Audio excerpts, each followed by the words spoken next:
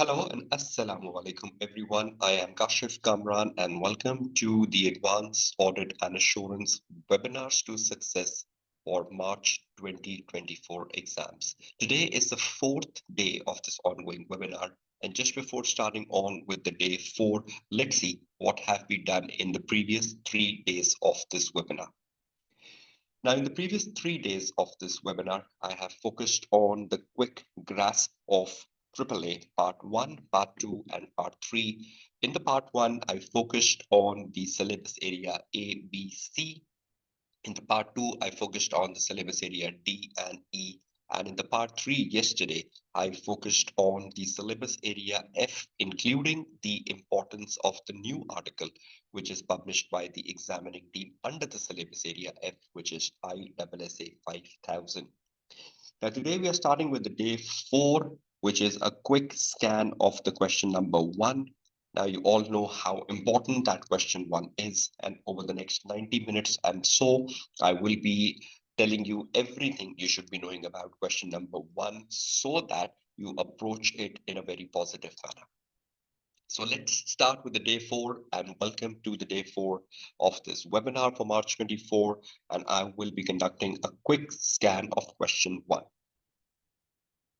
Now, before I show you the question 1 on the practice platform for ACCA, and we go inside it, I'm not solving a question. I'm just guiding you about question number 1. I'm telling you about the do's and don'ts of the question number 1.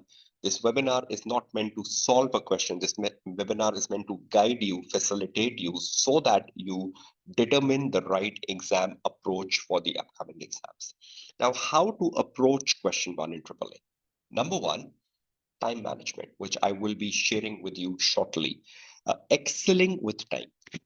The time management is something very important across the 100 marks paper of AAA. But what I have seen is that students do spend more time on question number 1, even though that there is a stipulated time for question number 1, and you should excel within that time. But the problem with the student is they exceed the time and they try to do the question number 1 in almost like 2 hours at time. That means you're spoiling the rest of your paper.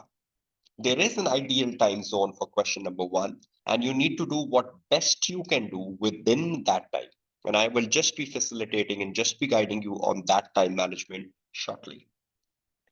Number 2, how to approach question number 1 is key things to be focused on when you're looking at the question number 1. Number 1, ensuring you read and you understand the requirements well. And I'll be doing that with you today because I believe that students either don't read the requirement well, they fail to understand what the examining team is asking from them, or probably they are missing any of those comma and in the requirement, and they're partially answering the requirement, not fully. Number 2, ensuring you read examiner instructions well and adhere to them. Examiner at times give you instructions, do not do this, not to do this, or the examiner gives you instruction only from exhibit 1 to 3, or use exhibit 1 to 3, and students don't adhere to that. When the examining team is saying you should not do something, you do that. Or when the examining team says use exhibit 1, 2, 3, you also use 4 and 5. So trying to read those instructions, trying to adhere to that instruction is like very, very important. And I will be telling you that adhering to that instructions is also part of your professional skill marks, which you're losing if you're not adhering to those instructions. And number 3, ensure you are maximizing your professional marks inside the question number 1, which is a total of 10. So that is what I should be focusing today, including the time management. And I will be giving you a very different approach to question number 1, which can really play a crucial part in your success in the upcoming exam. So let's see how you should be approaching question 1 in the AAA exams. Now, first of all, the time management. The total exam time you have for AAA is 195 minutes, which is 3 hours and 15 minutes. So half of it should be spent on the question number one, as it is half the paper. So question number one is 50% of the paper. 50 marks are there out of the total 100 marks. So 195 minutes, and half of the 195 minutes should be spent on the first question. Now, what is half of 195? 97.5 minutes. That is exactly the half. So that means 97.5 minutes for section A and 97.5 minutes for the section B. Now we're looking at section A, we're looking at the question number one. Now, in that 97.5 minutes, 1/4 of that 97.5 minutes is to be spent on reading and planning, RAPT, as this is half the success. If you can read and plan well within 1/4 of the 97.5 minutes, you have already attained half the success, because a good planning means a good answer. Now, what is that? 24 minutes. So 24 minutes should be spent on reading, planning, understanding the question number one. And after that, you should start writing an excellent answer. How much time you should have to write it? 3/4. 3/4 of the time should be spent on writing. So 97.5 minutes, and the 3/4 of that roughly is 74 minutes. I've rounded down the numbers, right? 74 minutes. So this is an ideal time management. And the same goes with section B, right? So 1/4, 3/4, you have to do that in section B as well. You know there are 97.5 minutes for the section B. You divide that by 2 because there are 2 questions in section B, and you will find how much time you have for each of the questions, then 1/4 and 3/4.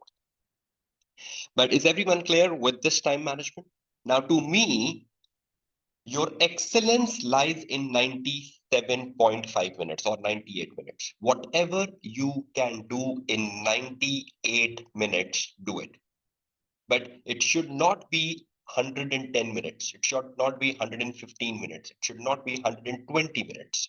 Because every question plays a crucial part in your success. Every question has opportunities which you should avail to be successful. It's not just the first question which will make you pass the AAA paper, right? So it's not the first question which will make you pass the AAA paper. Then why are you spending 105 minutes, 110 minutes, 120 minutes into this question? Will you get 50 out of 50? Never. Will you just attempt this question and say, okay, I'll get 50 out of 50, and I'm not bothered about doing the other 2 questions? Not at all. Every question plays a crucial part in your success, and every question has opportunities which you should grab. And if you're not grabbing those opportunities, but you're just running after putting maximum time on the question number one, that is not professionalism. That is not at all the professionalism which you should demonstrate as a AAA student in your exam paper.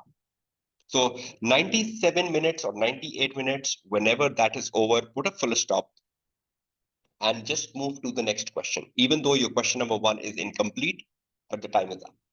So you might be left with the D part, you might be left with the C part, you might have completed 80% of the question number one. That is it. Just move on to the section B. Just start with the section B, because you have to give 97.5 minutes to the section B as well. So please ensure you stick to the time management, because time management is very, very important. Jacob, I will never recommend that you start with section B first, because you need the fresh energy, you need the fresh mindset to attack the question number one, because it's the most challenging one. So you don't want to come into section A after section B, because you will be stressed out. You will have a lot of panic. You have a lot of things at the back of your mind, which is now spoiling the question number one. So I believe you should do question number one with your fresh energy, fresh mindset. When you are fresh into the exam environment, you should attack the first question. Is everyone clear with that? And is everyone clear with the time management of question number one? So even if the question number 1 is not completed in 97.5 minutes, what will you do? Will you run after completing it, or will you just stop and move to section B? Tell me, all of you. You will stop and move on. Will you really do that? Because student do tell me they will stop and move on, but they never. In reality, they never. But if you want to find success in AAA, you need to stop and move on. Honestly, tell me, completing one question, is that success? Or doing justice with every question within time, is that success? Spending time on every question, is that success? Or just excelling one question, is that success in AAA paper? So please ensure, so there are so many students who fail in each and every exam sitting of AAA with the underlying reason of time management. I think when the student comes to me for counseling, 50% of those students are failing the AAA paper because they are not doing the time management properly. They're not completing the paper with the proper time management. So if you do justice with all three questions, even though you complete 90% of the paper, but you've spent time on every question, you've given every question an equal chance. You've given every question the time you should have given to that question. Even though at the end of the day, you're completing 90% of the paper, you will pass the AAA paper. But if you do one question excellent and you do section B very bad, that's not an equation which is helping you pass the paper. But if you do section A good, you do section B good, you will pass. But if you do section A excellent and section B bad, which most of the time the student do, you're failing the AAA paper. So please ensure you stick to the time management, which has been guided to you today. Now let's see how would you go down with the application to a question 1 in a real scenario. Now a lot of things should be discussed with you. And a lot of things should be guided to you when I look at the question 1 on the practice platform. Key things to focus on. And I will apply them to a question today. Read the partner email well. You know, in the first question, the requirements of the question is within the partner email, and reading the partner email, and you know, partner email is an exhibit, right? So partner email will be an exhibit. You have to read this exhibit well, because partner email will tell you what you should do and what you should not do. So for the instructions and for the requirements, and adhere to them strictly to enhance your professional skill marks and your technical marks. Now I will show you how adherence to the partner email, how adherence to the instruction of the partner email will increase the prospects of professional marks you have in question number 1. And have you ever thought of that? A lot of time the student takes partner email just for the sake of requirements. You just believe that the partner email only tells me requirements. That's the only thing. No, there are instructions in the partner email. There are very important terminologies in the partner email, which needs to be focused on if you want to fetch your professional skill marks in question number 1. So partner email is extremely important and sets the tone for your total time management you have for the question number 1. Number 1, is that clear to all of you? Before I demonstrate a partner email shortly. Number 2, within the partner email, the partner will advise you what to do and what not to do. And clearly noting it down is important to write an excellent answer. A lot of time, the partner will tell you, you should not do this. And the students are least bothered about it. They will still do it when the partner is saying not do it. Is that professionalism? The partner says, do this, and you're not doing that. Is that professionalism? You have communication skill marks in question number 1. Do you have it? Yes or no? Do you have communication skill marks in the question number 1? Yes. And how many are there? How many marks are there for communication skill out of 10? Right? 4. So when you have 4 communication skill marks, Adhering to the instructions of the partner, is that part of an effective communication? So when two people are communicating, you are listening to the person who's communicating with you. Is that effective listening if, part of effective communication? So when you are adhering to the instruction of the partner, that's part and parcel of fetching the communication skill marks. So please do adhere to that. Okay. Now let's go back and let's do a drill because a lot of things will come out of the drill. Now, just before I start on with the drill part, uh, just want to show you one thing. Can you see the articles on your screen before we start drilling the question number one? Can you all see the technical articles on your screen at the moment?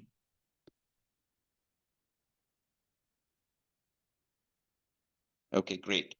Now you go down to the technical articles, which is for the part D, because the question number one, we decided on the day two that the question number one is formulated out of the syllabus area D because it's set at the planning stage. So you click on D and you reach the D requirement.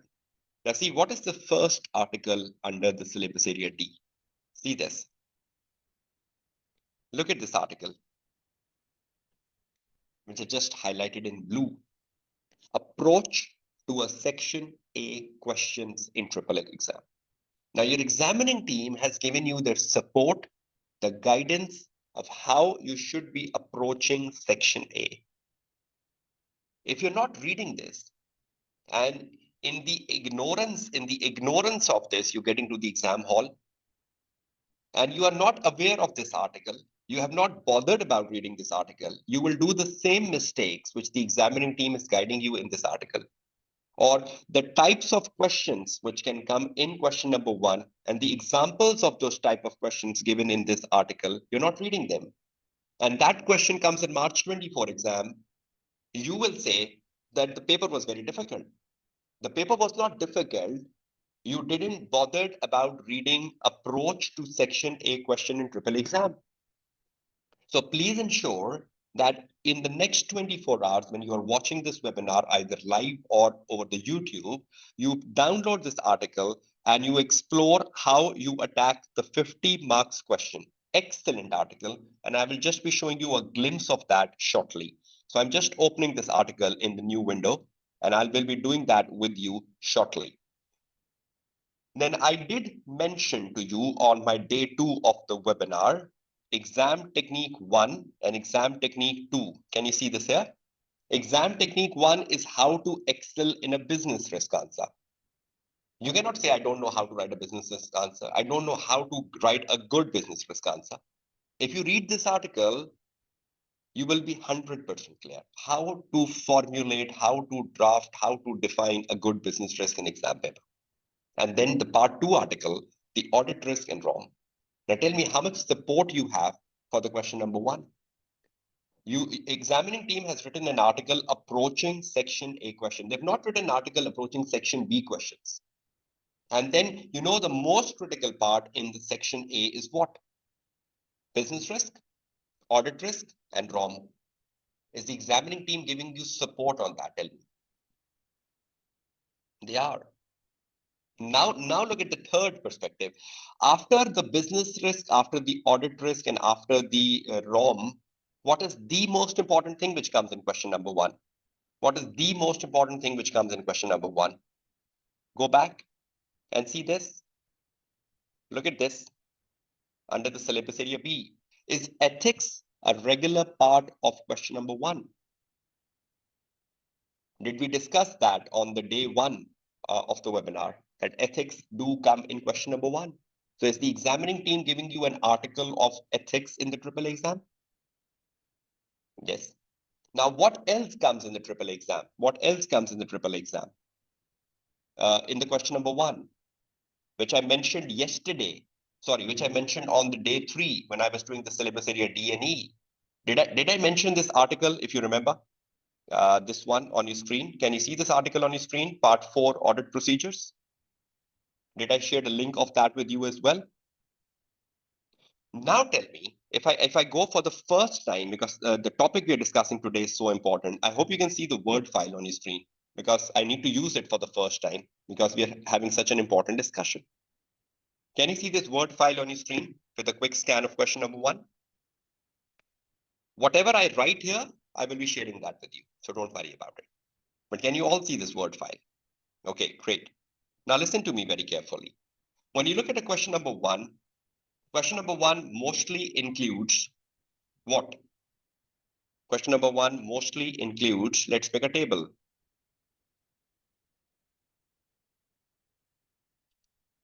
Question number 1 mostly includes, okay, topic and article and serial number. Okay, question number 1 mostly includes number 1, business risk. Question number 1 mostly includes audit risk or ROM, risk of material misstatement. Question number 2 mostly includes ethics. And question number 1 mostly includes procedures, right? Now tell me, for each of them, do we have a support from the examining team? We have a support on business risk, right? Just if I can copy that down from the Word file here. This is the support we have for audit procedure. Okay, this is the support we have for audit procedure article, right? Then we have a support for ethics. We have support for ethics. If I can just take it back to my Word file, we have support for ethics, right? Then we go back, we have support for business risk and audit risk, right? We have business risk. We have business risk here, Control C. I'm just taking it back to my Word file right here. Sorry, this was business risk, Control X, Control V. And finally, we have support for audit risk and ROM. We go back, audit risk and ROM. Okay, Control C, and we take it back to the Word file, and we get it here. Now tell me, look at this Word file in front of your screen. Now, we have 4 areas which are examined in question number 1, and on each of that, we have a support from the examining team. Now, how would you say, I don't know how to prepare myself? Lame excuses, right? Lame excuses of the student running after different resources, not running after the right resource. This is the right resource. Business risk, 1 article. Audit risk, 1 article. Ethics, 1 article. Procedure, 1 article. And start doing the past papers. Because all these 4 topics does not require any rote learning. All these 4 topics just need concepts and the application to a real case scenario. Tell me, am I right? Is there any rote learning inside the 4? You just need to look at the case. You just know how to pick something out, and you just know how to explain that. And for all that, there are techniques given by the examining team. And question 1, there is an absolute article on how to approach section A, question 1. We missed that out. So you go back to the articles, answering the section A question, Control C, you bring it back to the Word file and you paste it here. Now tell me, how much support you need from the examining team after all this? How to approach the whole question number 1, an article. Individual topics, an article. Now tell me, is that good enough from the examining team? And even after this, if you are performing if you're not performing well, examining team is very true to criticize you. Why would the examiner not criticize you for business risk? Why would the examining team not criticize you for ethics, procedure, and audit risk when they've given you the support? So I hope the criticism of the examining team in the examiner report is worthy, because you're doing something which you should not do. Is everyone clear with this? Is everyone clear with the table on your screen, with the approach you should take? Now tell me, will you excel in business risk in March 24? Will you excel in audit risk? And risk of material misstatement.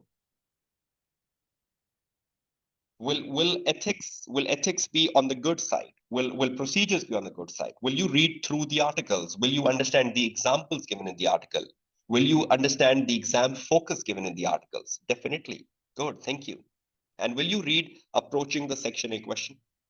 How many of you have read the approaching the section A question so far? Honestly, tell me. How many of you have read the approaching the section A question? Okay, Akbar is saying I have read it. So okay, so live is saying I did. That's good. Two. Okay, two. So that means all the remaining have not read it. Okay, Jacob is saying some time ago. Emmanuel is saying yes, I have read it. Okay, so that's four out of the many. So that means majority have not yet bothered about reading approaching the section A question. And I will just tell you how important approaching section A question is. Okay, let's get back to the practice platform now, because I'll keep jumping to the approaching section A question within my session today. Can you all see the practice platform on your screen now for the section A question? Is this practice platform in front of you? Please tell me. Okay, great. Which question? We have March, June 23 question. Can you all see that on the top? March, June 23 question. That's what I'm focusing on. Question number 1. Now, when you open the question number 1 in exam hall, the moment you open it, your timer has started. 97.5 minutes have started. Now, you know, out of that 97.5 minutes, you have 24 minutes to read and plan before you write the answer. Now, the very first thing you should do when you enter the question number 1, before you even start to read it out, you just open up the briefing note quickly. And you open up the briefing note and you go down and you start structuring the briefing note. I've structured it before for my students. Just leave that out. I'll structure it again for you. So you open up the briefing note like this, and you know the question number 1 is to be answered in the briefing note. So you will just not read anything. You will just put the heading briefing note. You will just put the heading answer to question 1, and you put the heading down briefing note. And you know the briefing note has to start with to, from, date, subject, and then you have an introduction and so on and so forth. So you will just write to, you will just write from, you will just write date, you will just write subject, and you will write introduction. See, you have not yet read anything, but you know what, this is how it has to be. Introduction, then you have ABCD, and then you need to write a conclusion. We'll see where to fit the conclusion, but there is a conclusion, but we'll see where to put the conclusion, right? So this is how you structure a briefing note. This will take the first 1 minute of the 24 minutes. Now you go to the partner email, you just put this cross, and you quickly read the screen on the right here, this one. The screen on the right should only be read for the para here, because the remaining information here is just telling you how many exhibits you have. So that's already given on the left. So don't waste time on that. So what you need to read from the screen on the right is just this paragraph, because this paragraph will tell you, is it a new audit client? Is it a recurring audit client? Is it a listed company? Is it not a listed company? Now that is all very important. So I'm just reading it from here. It is the 1st of July. You are a manager in the audit department of Garrick, a firm of chartered certified accountant. You are assigned to the audit of Encore, which has a financial year end of 30th of September and is a new client of your firm, a new audit client of your firm. Very important information. So I just copied this information from here. I'll open up my briefing note, and in the briefing note above the answer, I'll just write key points. I will remove the key points after I wrote the answer, but I just need to remember the key points. So I say a new audit client of your firm. Once I've done the answer, I will just remove this, delete this. But for the time being, I have to keep them. So it's a new client of my firm, right?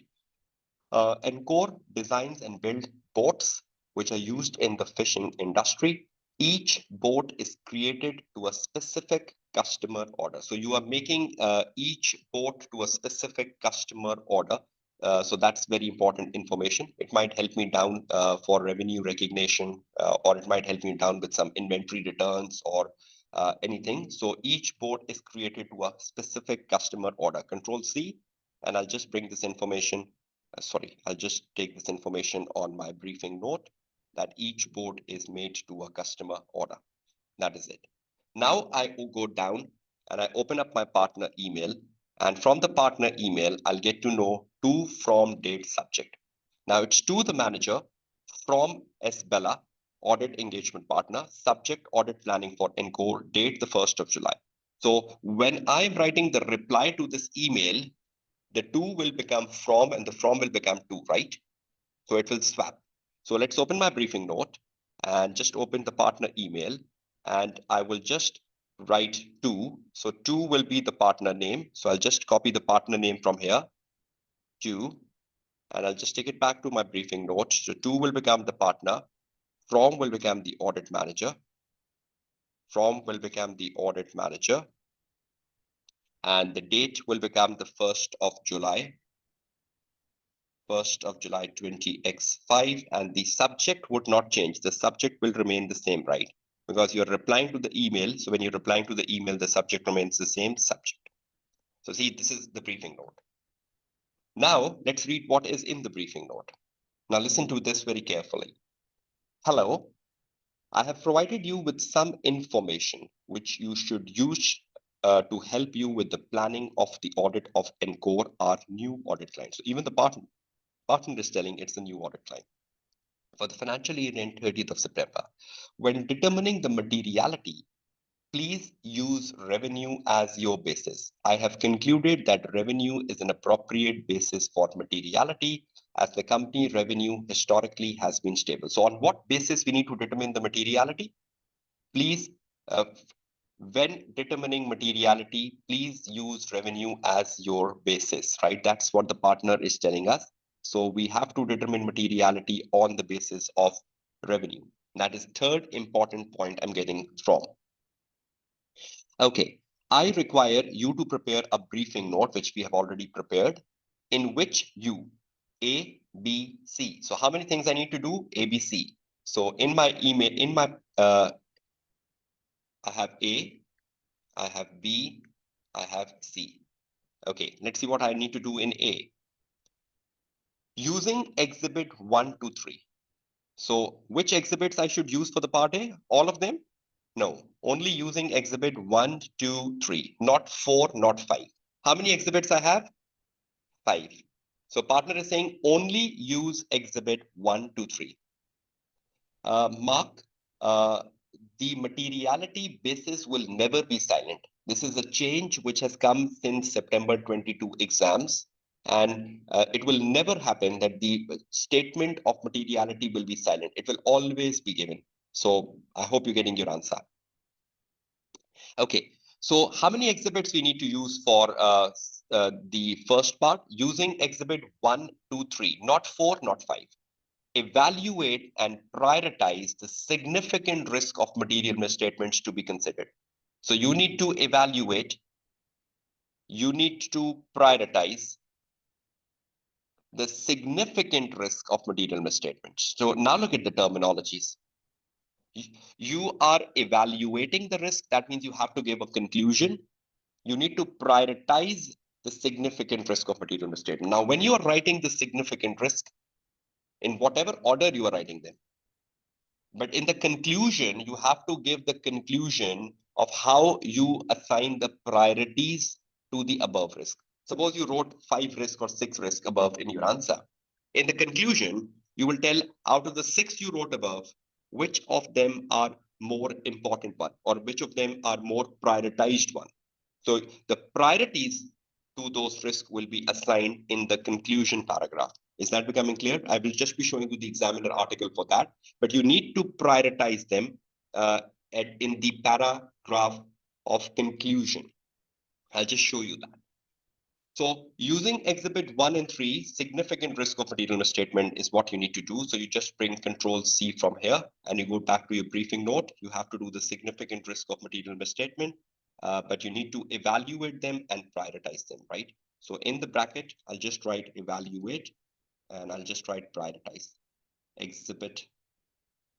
Please ensure that you remove every extra noting once you complete the answer.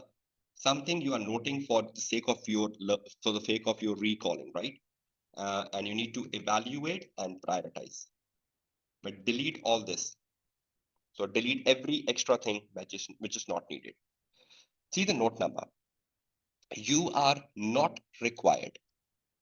So you are not required to consider risk of material misstatement relating to inventory, as this will be dealt within the part B below. So in your 18 marks answer, will you be writing the risk of inventory in your 18 marks answer? No. Why? Because examining team is saying it will be dealt later in the B part.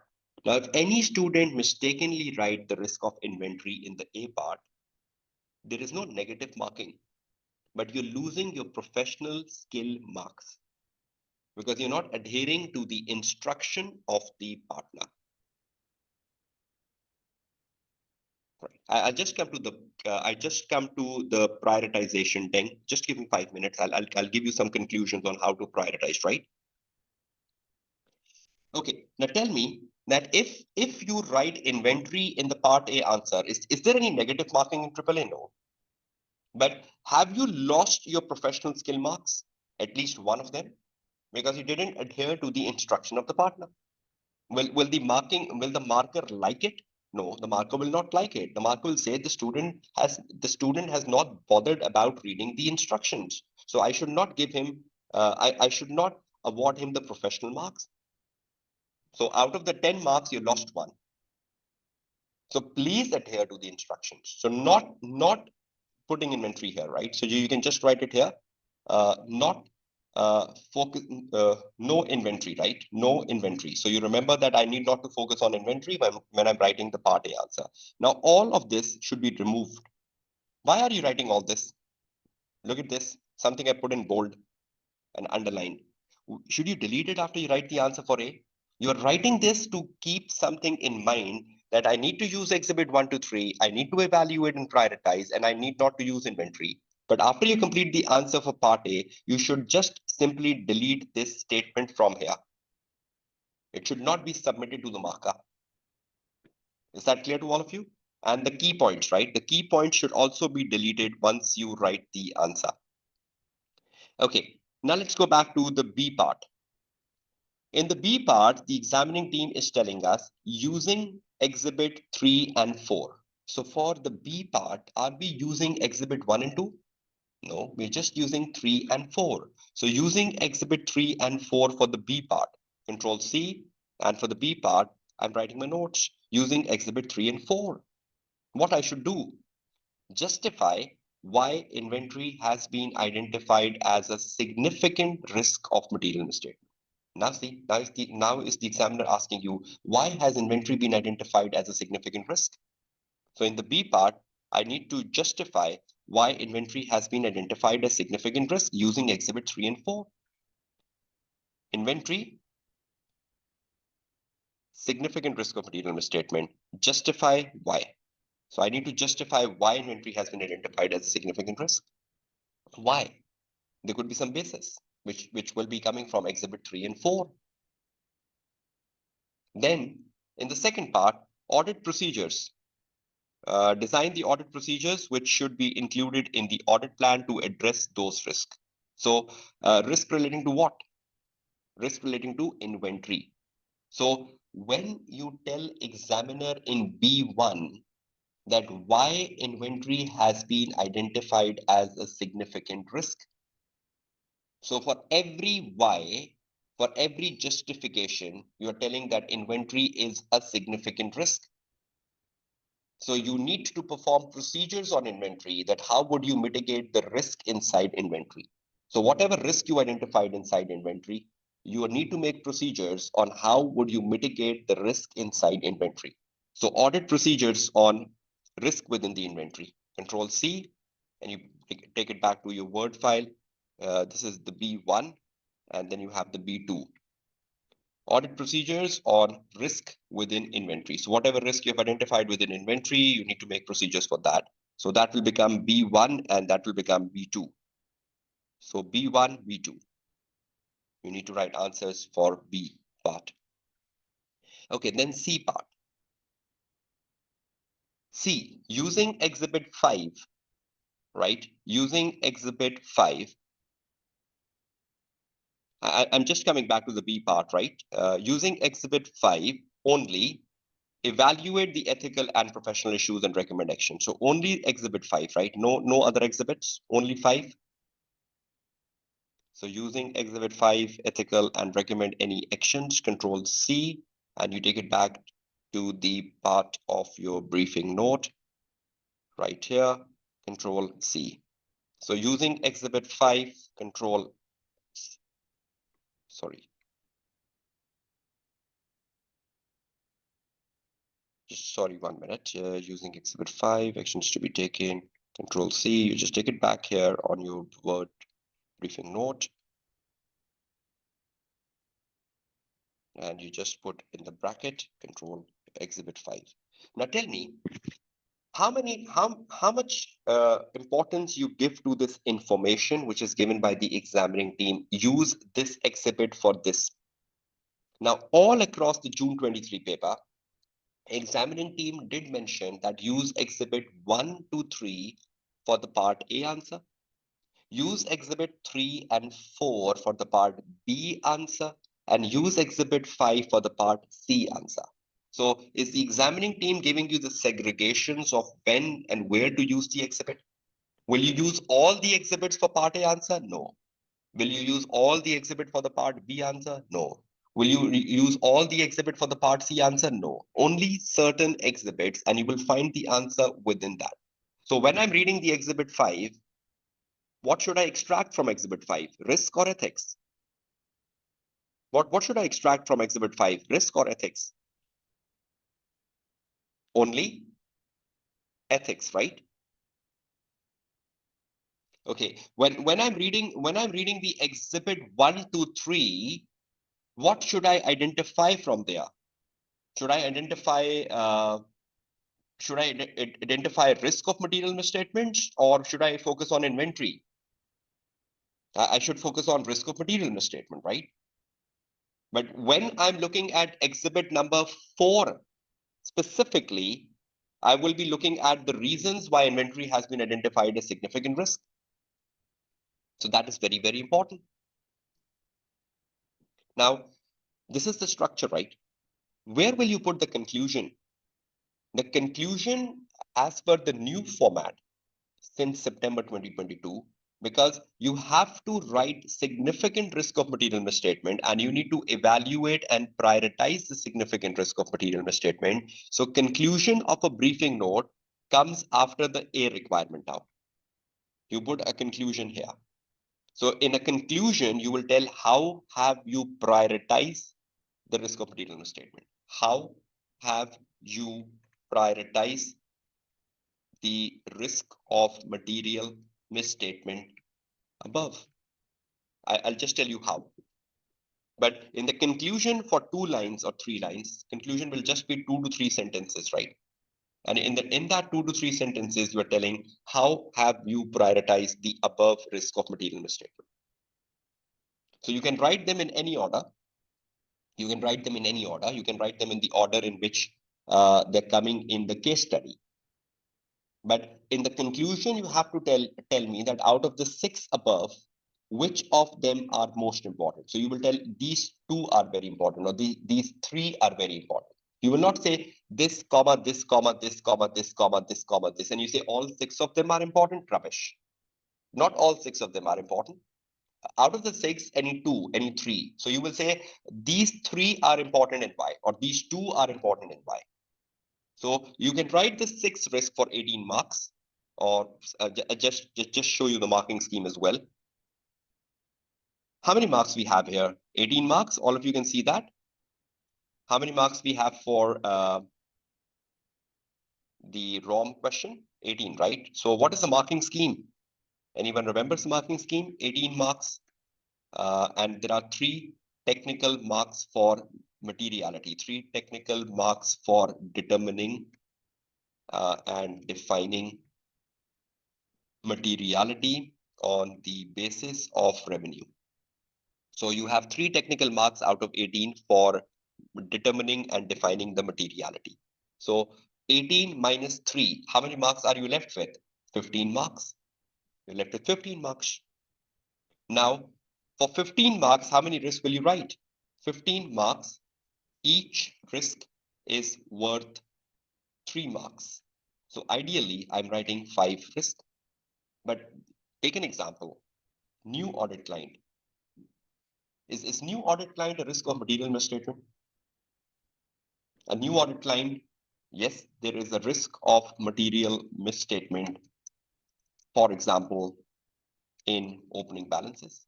So when I'm auditing a new client, I should believe there is a greater risk in opening balances. And when I come to the audit of a new client, I should focus on opening balances because the management can do a fraudulent financial reporting in the opening balances. They can carry forward the opening balances wrongly to manipulate the financial statements.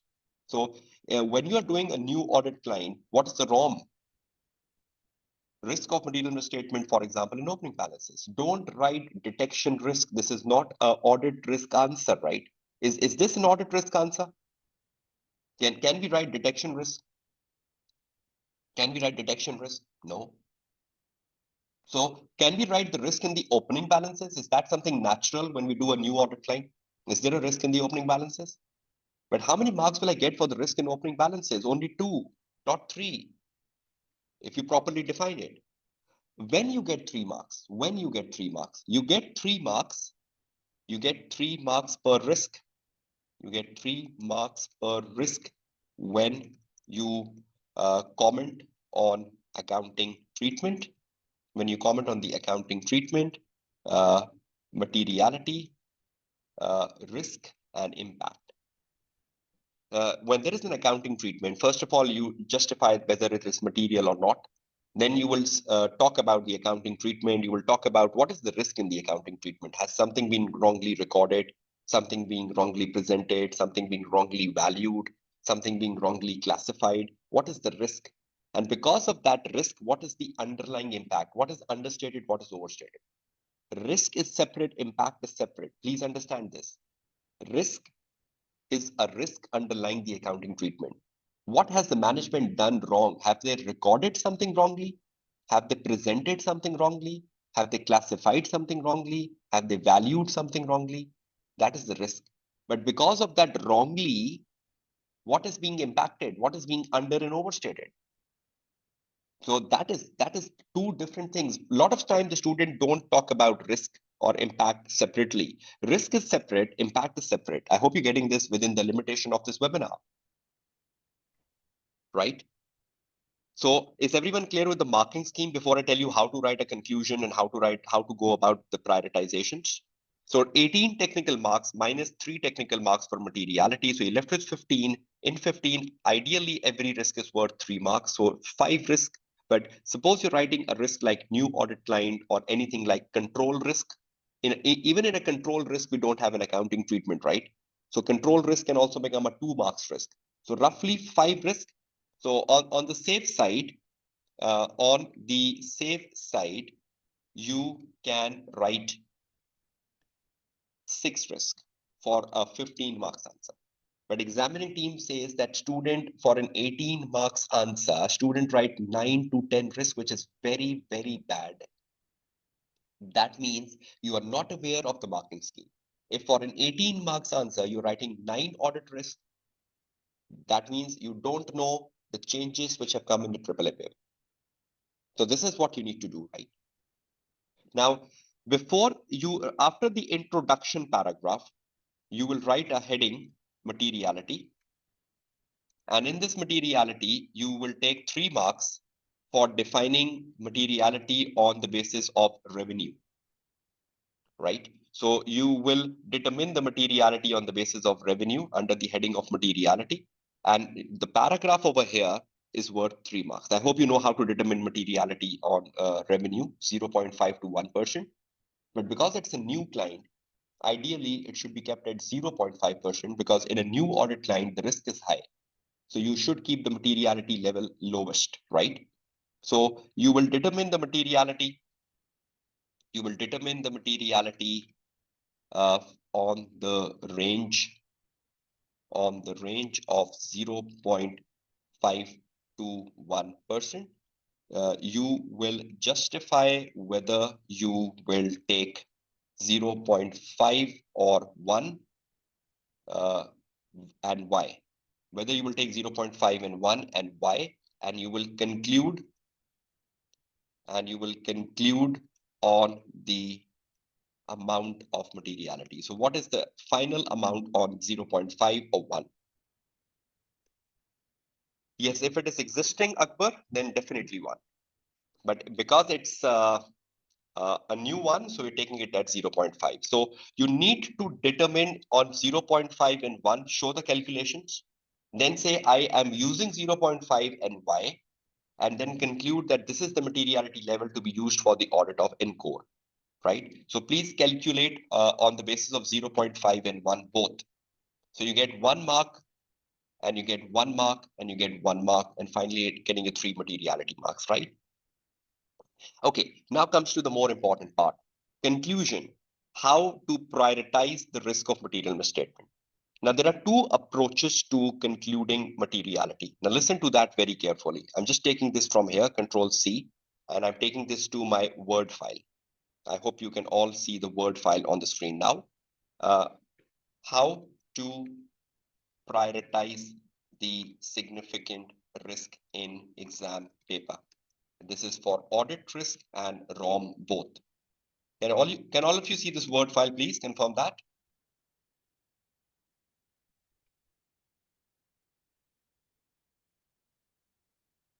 Okay, thank you so much for confirming that. You can all see the Word file. Good.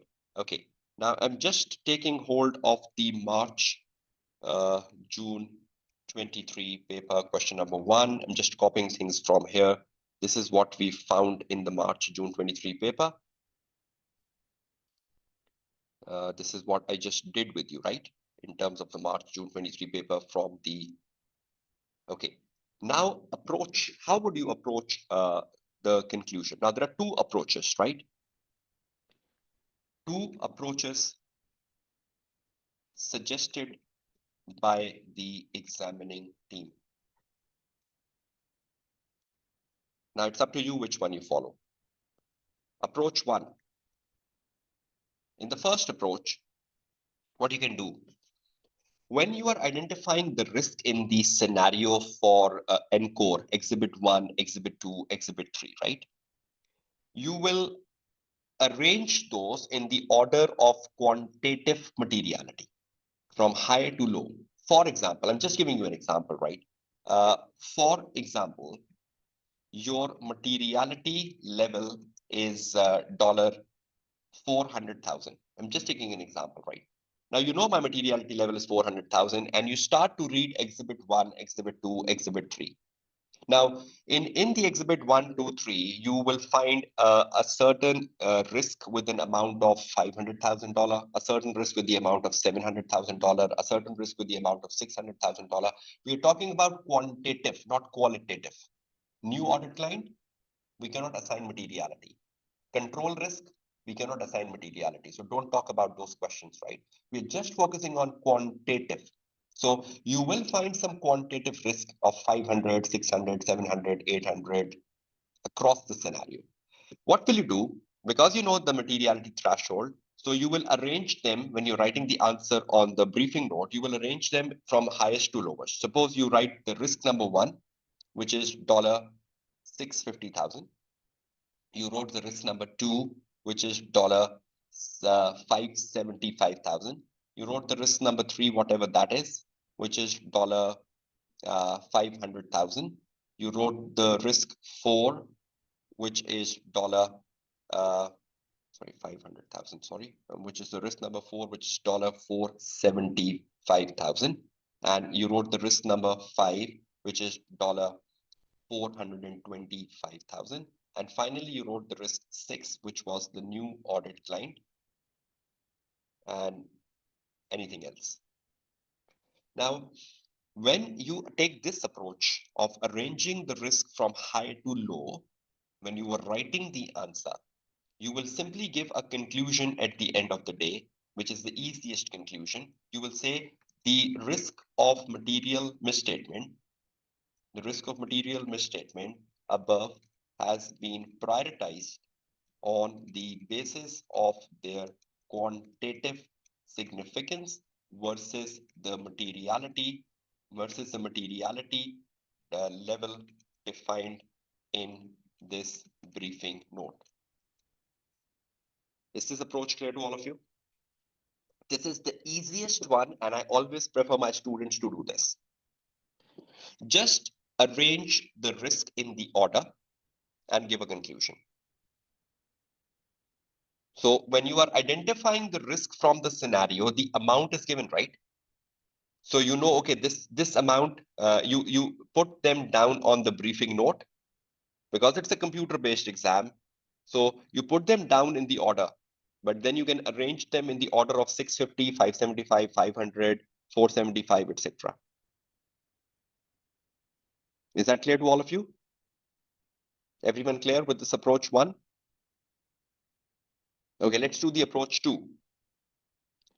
And you can choose which one you want to go for. Approach 2. Okay, what are you doing under approach 2? Okay.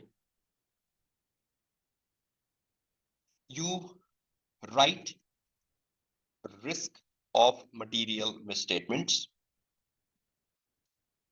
in the order in which you identify them from the case study. Suppose you were reading the exhibit number 1, and the very first risk you identify was what? The risk 1 you identified was what? New audit line. Am I right? That it wasn't that the first risk we identified? New audit line?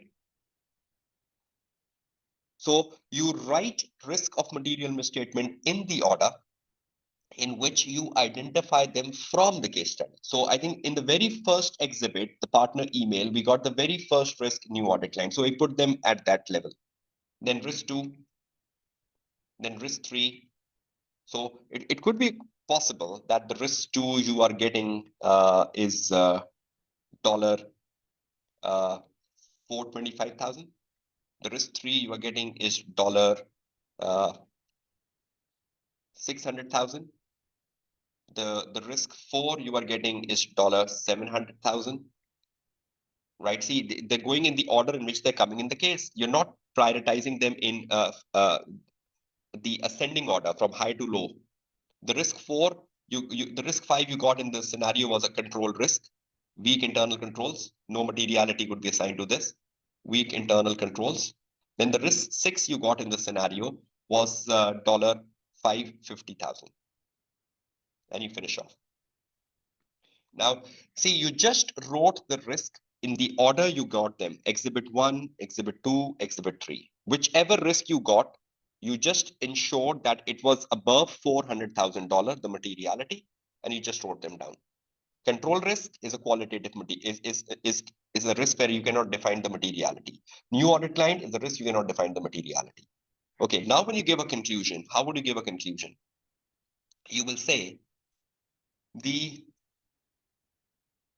from the evaluation of the risk of material misstatements above, the risk related to the risk 2, the risk 3 and the risk 4 has been identified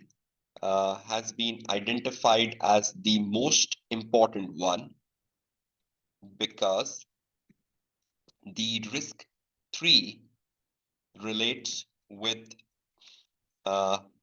estimates of management, which involve greater degree of uncertainty, which involve greater degree of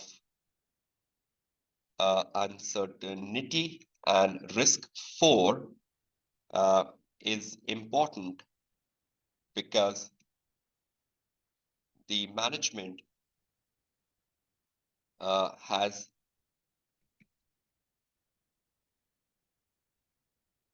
risk 4 is important that because the management has whatever, any reason, and you full stop. So when you put a conclusion for this approach, you will say that from the list above, these two are important, not writing all of them, just two. Examiner says, even if you tell me two, I will be happy. These two are important and why? So risk 3 is important for whatever reason, one line, and risk 4 is important for whatever reason. So one line for risk 4, one line for risk 3, but there has to be a reason. So you will say risk 3 is important because, and risk 4 is important because. But if you're not telling the because to the examiner, you're saying risk 3 and risk 4 are important, full stop. Like here, the risk relating to 3 and 4 has been identified as the most important. You put a full stop and important, and you don't put because. Look at this line. You're just telling this is important, but you're not telling why. You will not be getting the professional marks. You need to conclude why. Why have they been identified? So which approach suits you? Tell me. Going in the order of the case, writing the risk in any order of the case, and then giving a conclusion that in the list above, these two are important and why, or arranging the risk in the order of the quantitative materiality, and then saying that the list above has been arranged from highest to lowest, whichever conclusion you like. Is that clear to everyone in terms of giving a conclusion? Is that clear to all of you, whichever approach you take, that how you should be approaching the conclusion paragraph? And conclusion paragraph will not come at the end of the briefing note. It will come immediately after the requirement relating to risk. Is that clear? Everyone clear with the marking scheme of materiality? Everyone clear with the marking scheme of risk? Everyone clear with what you need to do in a conclusion paragraph? Right? Again, this is a webinar, again, have limitation. This is a free resource, so not everything could be guided, but I try my best to give you every possible guidance here. Okay, now let's just go back because I need to discuss few more important things with you. I hope you can see the practice platform back on your screen. We talked about how to structure the briefing note. We also talked about materiality, 3 marks for that. I also talked about the significant risk of material misstatement, no inventory, and then a conclusion. And I've already given you the understanding of a conclusion. Then you come to the B part. Justify why inventory has been identified as a significant risk. Definitely you will read the scenario, and from the scenario, you will find the justifications why the partner has identified inventory as a specific risk. There could be some reasons. There could be possibility that in the inventory, there is some estimates involved. There could be possibility that there is something special in the inventory which made it significant. Any possible things, right, could be there, which defines that this inventory is important, right?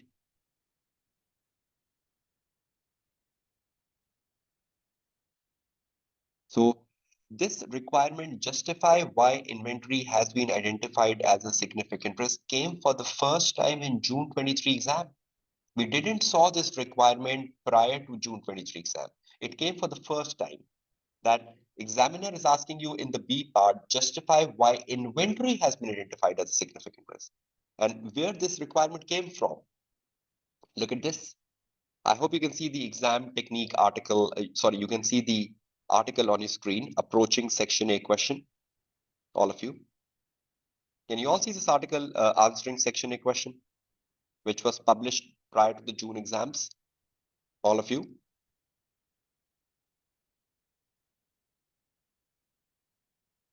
Can you see this article, please? Okay. Now, this article was written prior to the June exams, and examining team is telling us how a question can come on risk. See this, assessment of risk style. Can you just see this question, article here, assessment of risk style on your screen? Right, so examining team is giving you the types of questions which can come on risk. Evaluate and prioritize the significant risk of material misstatement and the audit risk. This is the most common question. Number 2, Evaluate and prioritize the risk of material misstatements to be considered in developing the audit strategy and audit plan. It's the same question, but examining team is saying I can arrange the question with this language. Evaluate and prioritize the risk to be considered in developing the audit strategy and plan. Everything is the same. You are not required to consider the risk relating to goodwill, just like we got inventory in June 23 paper. In the B part, justify why goodwill has been identified as a significant risk of material misstatement. Now, this is what came in June 23 exam because this article was published prior to the June 23 exam. Examiner replaced the word goodwill with inventory. So justify why inventory has been identified as a significant risk of material misstatement and design the procedures on goodwill. In the June 23 exam, design the procedures on inventory. And then the examiner is telling you how to write an answer for this. See, examining team is telling you how you should write the answer for this. And they say in the future, you can get a question like this. This question has not yet come in. What if this question comes in March 24? Justify why each of the following has been identified as significant risk of material misstatement. A, goodwill, B, inventory, C, non-current asset.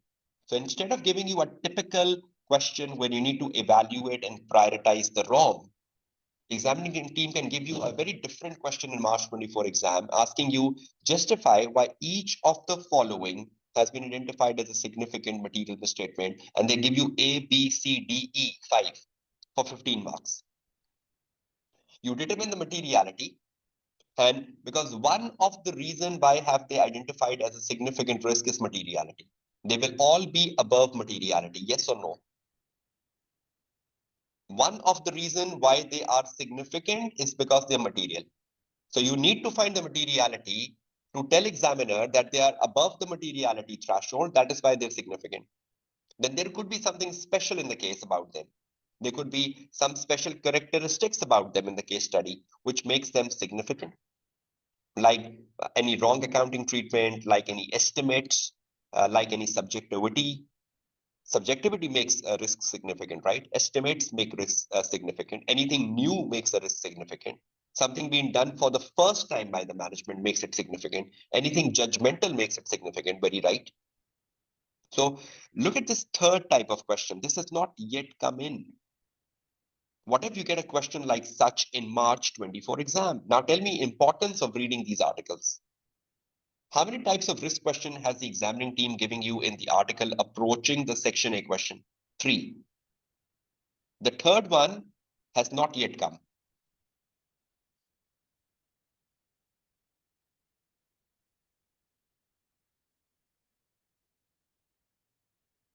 Right? So examining team is telling you how you should write an answer for 3 even. This two in front of your screen has come in the June 23 exams, right? Which is the one I was showing you. Is that clear to all of you? The one in front of your screen, number 2, has already come in the June 23 exam. And the number 1 is the most common one. You will find them in almost every paper since September 22 exams. This is the most common one.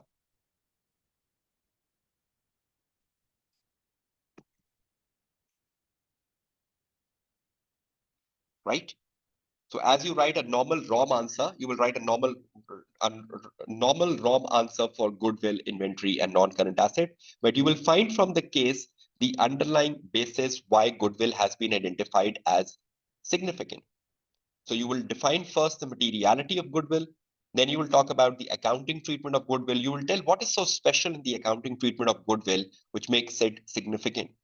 And then you will talk about what is the underlying risk in goodwill, what is understated, what is overstated. You will need to talk about all those properties just like you write a normal ROM answer.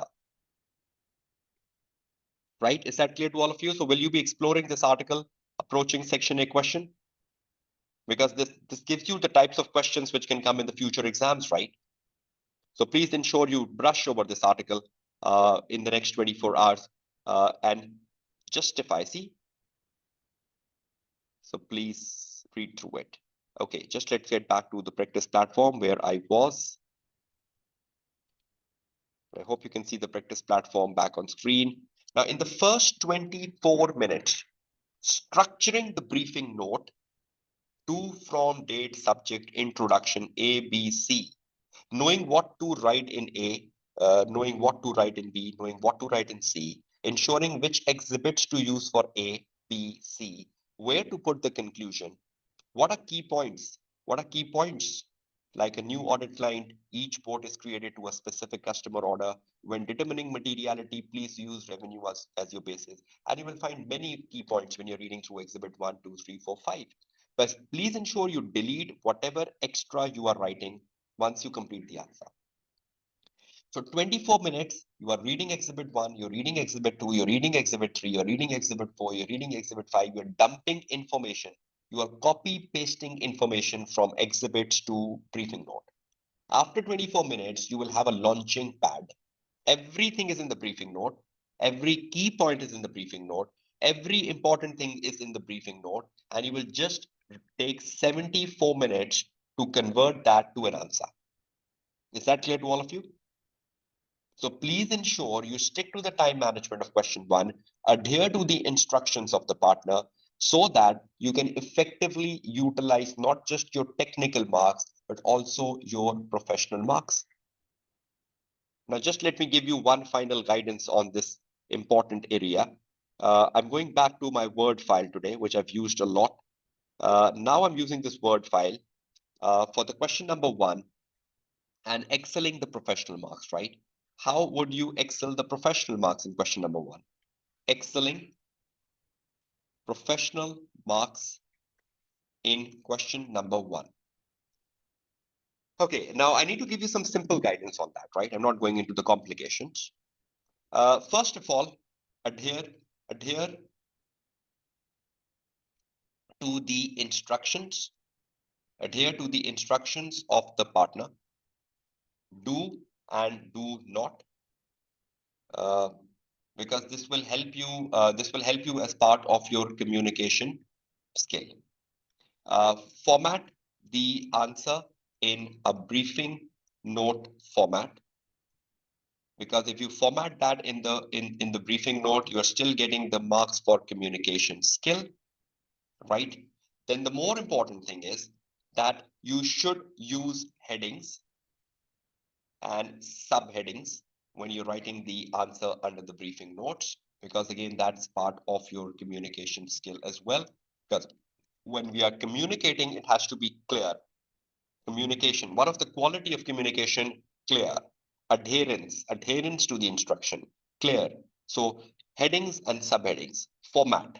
So that possible things are giving you communication skill marks. Examining team is saying use a certain exhibit, do this, do not do this, follow that. And please arrange the briefing note in the order A, B, C, not C, B, A, not B, A, C. Don't do the briefing note in a haphazard manner. Do it in a systematic order. Do the briefing note answer in a systematic manner. That is A, B, and C. This all helps you with the communication skill marks. Next, exercise judgments like materiality. Exercise judgments like materiality, whether it is material or not. Like materiality, you exercise judgment that should I take 0.5% of the revenue? Should I take 1% of the revenue? Like materiality, should I use 0.5% of revenue or 1% of revenue in case of June 23 paper? Wherever you exercise judgment, you are getting that marks on communication. Not just 3 technical marks on materiality. You're getting more than that. Wherever you say this is material, suppose you find a risk and you say this is material, you find another risk, you say this is material. You're exercising judgment, right? Wherever you exercise judgment, you are adding the marks in terms of your professional bracket. So exercise judgment like materiality, should I use 0.5% or 1%? Which of the risks are important? Exercise judgment on the prioritizing risk. Exercise judgment on why inventory is a significant risk. So when you write the Y answer, you are getting the judgmental marks. So there could be so many judgments you are exercising across answer 1, answer 2, answer 3. You are exercising so many judgments. I'm just giving some examples. So exercise judgments is also adding to the professional skill marks in the question number 1. More importantly, case specific answer, uh, writing uh, writing case specific actions for ethics, writing case specific procedures, case specific procedures for inventory rather than writing the rote learn procedure for inventory, case specific procedures for inventory, rather rote learn procedures, rote learn procedures on inventory that do make an impact on your professional marks attaining in the AAA paper. Case specific, avoiding generic, writing everything adapted to the case. Adaption also adds to the professional marks. So wherever you adapt, you will get marks. Wherever you exercise judgment, you get marks. Wherever you do calculations, suppose you find a trend. For example, you identify a trend. Or you calculate a ratio. You will not just get the technical marks, but you will also get the professional marks. So there are so many things you can do to excel, to add value, to increase the quality threshold of your answer to question number 1. Is that becoming understandable to all of you? Can you do these easy things to increase your prospects of professional marks? Adapt, avoid generic, be specific, try to get everything out of the exhibits, adhere to the instructions, present your answer in a very good manner, and try to do calculations where possible. Try to exercise judgments, try to justify why, even for ethical issue, right? Ethical issues, justify why it is an ethical issue, not just saying it is a self-rebuked, right? But justifying why in the context of the case. Justify an ethical issue in the context of the case. I hope this will help you out with some sort of adherence to professional marks in the AAA paper. Is that clear to all of you?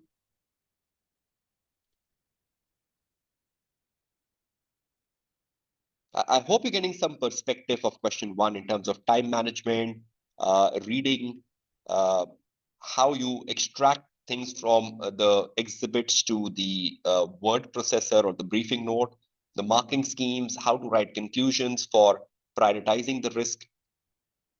I hope you're getting all that perspective. Again, within the constraint of this webinar being free.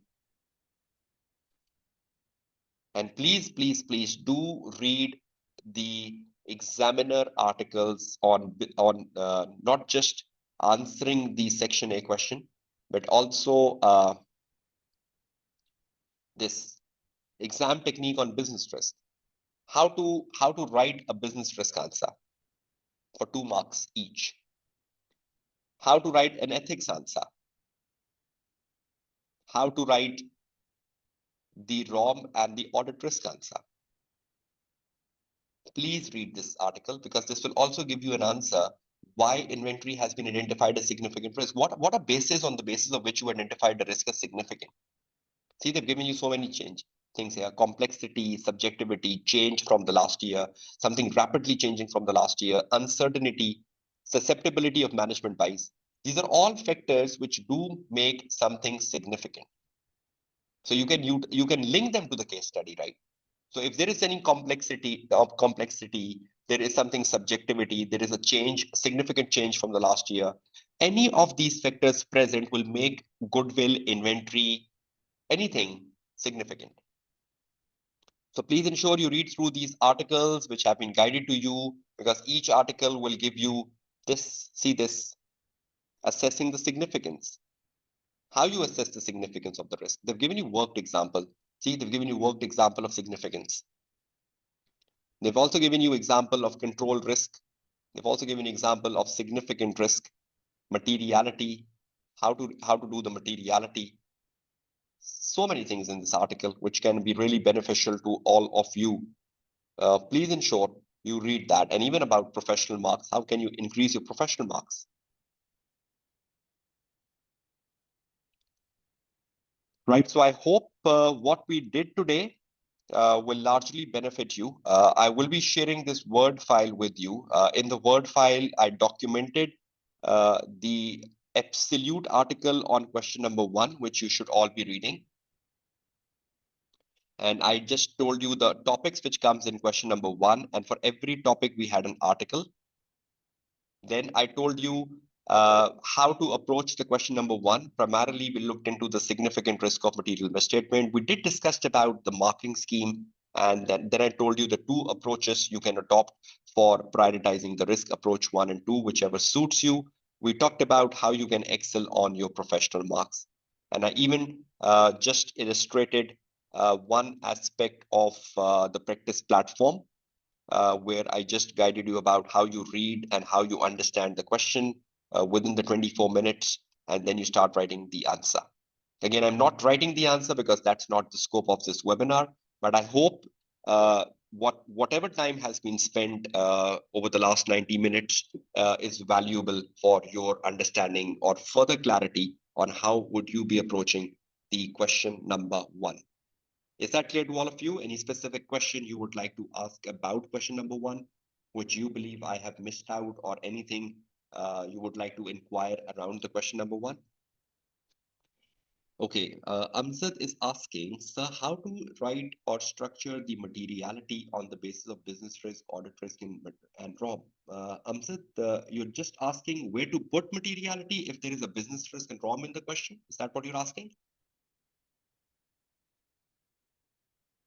Okay, let me show you that, Amzad.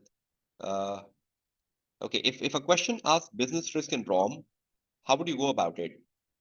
Okay, I hope all of you can see the Word file on your screen. Suppose you get a question in March 24. Suppose, just let me do this. Suppose a question asks for business risk in part A and audit risk in part B. Where would you put materiality and conclusion? Right? Is that the question everyone has in mind? So I would say to, from, date, subject, and I will say introduction. So I'll just go with my briefing note as I go normally. But because in the part A, I have a business risk, so I'm just under the introduction, I will say part A, business risk. Then under the B part, after completing the A part, yes, after completing the A part, I will put the heading materiality, because I don't need materiality for the business risk. Then after the materiality paragraph, I put my part B, which is on audit risk. Then after the audit risk, I put my conclusion. Is that clear to all of you? Okay. Any other question? Any other question which you think is bothering you? So in C question is asking to evaluate. So conclusion is needed after C. See, what you need to do is that conclusion is must after audit risk and ROM, right? But suppose there is another requirement in C part or D part, which is asking you to evaluate. So you will not give a heading of a conclusion. What you can do is, suppose you're writing a C answer, which asks you to evaluate something. Suppose in C, there is evaluate ethical issues. For example, this, right? So when you're writing the answer for C, in the last paragraph, you can say, in conclusion, comma, and you write it. Just like a paragraph, not giving a specific heading, but you can say in conclusion and you write the conclusion. No, not giving it a prominence, right? Not giving it a prominence, just like you're giving a prominence here. Are you getting the answer? Uh, okay. Please, where do you put your financial analysis in ROM? Uh, I mean, if you will calculate a trend or analysis, how many ratios or trends is enough to analyze? See, Mark, we used to get those questions on analytical procedures, but in the recent 2.5 years, we have not seen examiner asking questions on analytical procedures where we used to put the results of analytical procedure at the start of the briefing note. But if a question like such comes in, which asks you to evaluate the audit risk, and you should use the analytical procedure. So where can you put the analytical procedure? You can put the analytical procedure, suppose business risk is in the part A, then you put the materiality, then you get to the audit risk. In the audit risk, the very first thing you will do is the results of analytical procedures. So you can show the table of analytical procedures like ratios at the start of the answer, and you can utilize this table uh, within your answer. So that's where the table can come in, right under the audit risk before you start writing the answer for audit risk. But this requirement is not coming for the last many years. Yes, you can copy paste from exhibits while writing the answer. That's perfectly fine. Okay, any other question? Okay, Mark, but please, most question comes with financial information where we see figures and comparative. Yes, those numbers can be used firstly for determining the materiality, just like revenue we had in the June 23 paper. But when you're writing an answer, Mark, you can use those numbers. For example, you need to identify something increasing and you want to justify how that increase relates to a risk. So you can bring those numbers in your answer, not doing a separate calculation, not putting a separate table. So you can utilize the number as part of writing a risk answer. Suppose you're saying why inventory is a significant risk. So you find how much inventory has increased over the last year. And you say, okay, because inventory has increased by 58% over the last year, that is one of the reason it is a significant risk. So you can bring those percentages within the answer rather than just making a table of the ratios and table of the percentages and not using them in the answer. So the numbers can be utilized within the answer you are writing, not presenting the numbers separately. Is that clear, Mark? Thank you so much. Yes, you can copy the risk identified from the scenario. Yes, you can copy the risk from the scenario, and then you will elaborate on them. So you can copy the sentence which is defining the risk in the scenario, and then you will elaborate on that. You will explain that so to fetch marks. Copy pasting is very, very important, right? Yes, you can use ratios to add the depth to your answer, right? Not necessarily you present ratios in a table, but you can use ratios or trends or comparison anywhere in your answer to add value and to fetch professional marks. So you're very right, Salif. Okay, anything else which you would like to ask, or should we move towards the conclusion of this day 4 webinar, where we just focused on some of the key things you should focus on inside question number 1 of the AAA paper, again within the constraints of this webinar. I hope I tried my best to give you a definition of the question number 1. The articles, importantly to read, the articles will really contribute towards your exam definition of question number 1. At least you will not miss out anything important if you read all those articles which has been recommended to you. You will take a better picture, a better perspective of the question number 1 for March 24 exams, and you can do better. And please stick to the time management. That is extremely important. So I hope everyone got something. Thank you so much, Salif, for acknowledging that. Thank you so much, Akbar. Okay, so I wish you all a very best of luck. I'm not taking further time. I'll be back with the day 5 tomorrow, and the day 5 tomorrow will be focusing on key exam tips, which you should focus on for March 24 exams. And I will be talking about some final techniques which you should focus on and not overlook them in terms of adding marks, adding value to your success in the upcoming exams, right? So a very short session tomorrow, just focusing on key exam tips to wrap up this webinar. All of you, wish you the very best of luck for your upcoming exams. Take care. Your tutor Kashif Kamran signing off from day 4 of this webinar. Goodbye and Allah Hafiz.